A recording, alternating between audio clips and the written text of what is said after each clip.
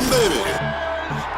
Enjoy this great game. What is going on, everybody? Welcome back to the Humm Baby Baseball channel. This is Eric, and today, a little bit late on this story, but I did want to go ahead and cover this because the Trevor Bauer hearing has concluded and a judge has made a decision, and the judge decided not to grant the restraining order for the woman involved here in the Pasadena area. So she will not get that restraining order, and in fact her temporary restraining order has been dissolved, so no restraining order anymore. A lot of interesting facts came up in this case. Now, this doesn't necessarily mean that Trevor Bauer is completely off the hook. He could still get charged, although it would seem that that's less likely now, just because of some of the evidence that if this judge, decided that there wasn't enough evidence even to continue to have a restraining order, then it's going to be even tougher to get a criminal conviction. That being said, still technically he is not completely off the hook here. Definitely not off the hook when it comes to Major League Baseball, because they have gone ahead and extended that leave anyway. So he will continue to be on an administrative leave,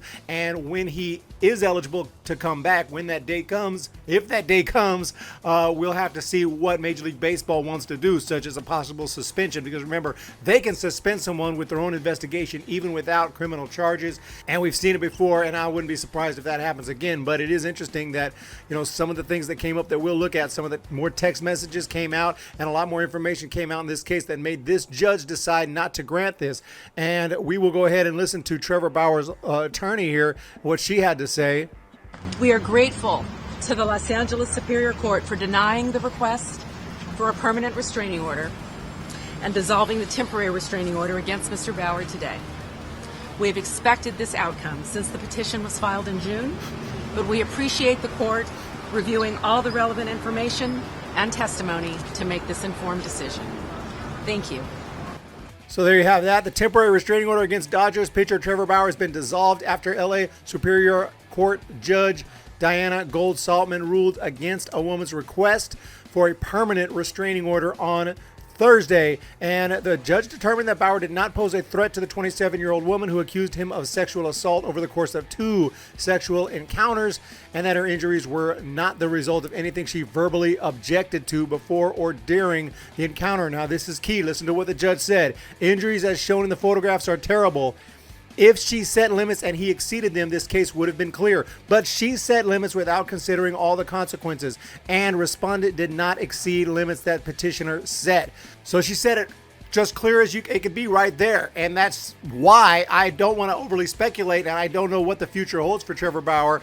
But it would seem less likely, given that statement from the judge and given what we saw in the courtroom, less likely that there will be criminal charges. And it also kind of brings to light why maybe it was taking so long for them to actually file charges if they were going to do so, because it seemed like, the woman's story was there, and look at the photographs are there, and it looked really, really bad. But you knew there was another side when we saw some of those text messages I made a video on between her and Trevor Bauer. And that's when I said, his lawyers have something to work with here, because this doesn't sound good. It sounds like she's asking for, give me all the pain, rawr. What is that? That sounded really bad. And then more text messages have come out between her and her AA sponsor, where, the AA sponsor is trying to tell her, hey, stop acting happy. You're supposed to be miserable here. You're supposed to be suffering here. That doesn't bode well. As well as some of those text messages between her and her AA sponsor, just really bad for her. Give me $50 million and just slap my you-know-what, she said. Right here in another text, like I said, hey bitch, pretty soon I'll be rich, bitch. Now, a lot of comments, as in all these videos that I talk about, are going to attack me, call me sick, call me this, call me that, because apparently I'm defending Trevor Bauer. I'm not doing that. I'm putting all the information out there. And in a court of law, it's different than just saying, hey, this guy's a piece of crap. Yeah, this guy's crazy. This guy's into some sick stuff. Doesn't mean that you've done anything criminal, that you're going to prison. And when you have this evidence that his lawyers, which are going to be extremely skilled and expensive lawyers, obviously, when his lawyers see stuff like this that we're seeing, and who knows, they probably have more, I'm sure they have much more information than we do, they're going to know how to use that stuff to help their client. So that's all I've ever said, is that, this case is very interesting on both sides. Both sides have evidence. Both sides have something to say. One side saying, hey, look at me. This guy, yeah, I gave some consent to this and that, but not consent to anything. Look what he did to me. But then the other side says, look at these text messages. Look at everything that she's saying. This is all par for the course for somebody just trying to get a big payday. And add that to the fact that she asked for all the pain, etc. And ultimately, there's a ton more information that we don't have, and other evidence that would come out if charges are ever filed, which I would guarantee that there would be a trial. And there's no doubt in my mind about that. There's no way. There's not going to be a deal. There's not going to be a plea bargain. There would definitely be a trial. And I don't think that the prosecution thinks that they can win at trial. And I could be wrong on that. We'll have to wait and see. But as for what we've seen so far, it seems less likely that there will be a trial, that there will be charges filed. But still, the question remains, what's going to happen with Trevor Bauer as far as his Major League Baseball career? Will the Dodgers give him another chance to go out there and play? It doesn't seem likely. I can't really visualize it, but what's going to happen? I don't know. Will some other team give him a shot after he serves a one-year suspension or something? And if you're going to say, why would he be suspended again? Major League Baseball, according to their guidelines, can say, hey, you punched and hurt a woman while she was unconscious. That, regardless of what the law says, is completely against our guidelines and our protocol as far as sexual assault and as far as domestic violence goes.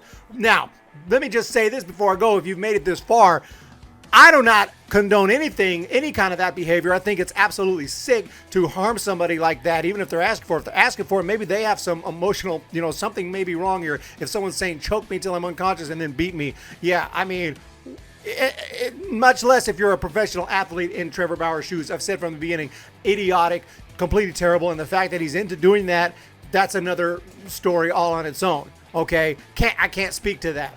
Okay? I just know, to me, that's insane, sick, and I want nothing to do with that type of behavior. That being said, people are going to be into what people are into, and I can't help that. Just want to be clear that I'm not, advocating for that type of behavior. I think it's sick. There's something wrong with that. The whole picture, one thing to have, violent sex or whatever, but it's another thing to choke someone unconscious, beat them, punch them in places where they didn't, that's what she's saying. She didn't consent to that. But apparently this judge found that she consented to enough where there wasn't, enough evidence to go ahead and issue a restraining order, a permanent restraining order. So I find it, where in a criminal case where you have to have guilt beyond a reasonable doubt, the burden for guilt is even more so in a criminal case, much more so than in a civil case like this. So if they couldn't get what they wanted, she couldn't get what she wanted in a civil case, I find it very difficult to get what she wants in a criminal case. However, having said that, again, there's more investigations to go. They're still looking into this. So the Pasadena Police Department might decide to press charges. I'm not trying to say they won't. I'm just saying I expect it less so now than before this entire hearing. So let me know what you guys think down in the comment section below. I will have more opinions on this as more information comes out, but I do not want to overly speculate. I've speculated more than enough already. So we'll see what happens here. You guys have a fantastic day. Hit the thumbs up button. Hit that subscribe button. Let's get into it in the comment section. Here we go. We'll talk to you next time. When the Giants come to town, it's bye-bye, baby. Every time the chips are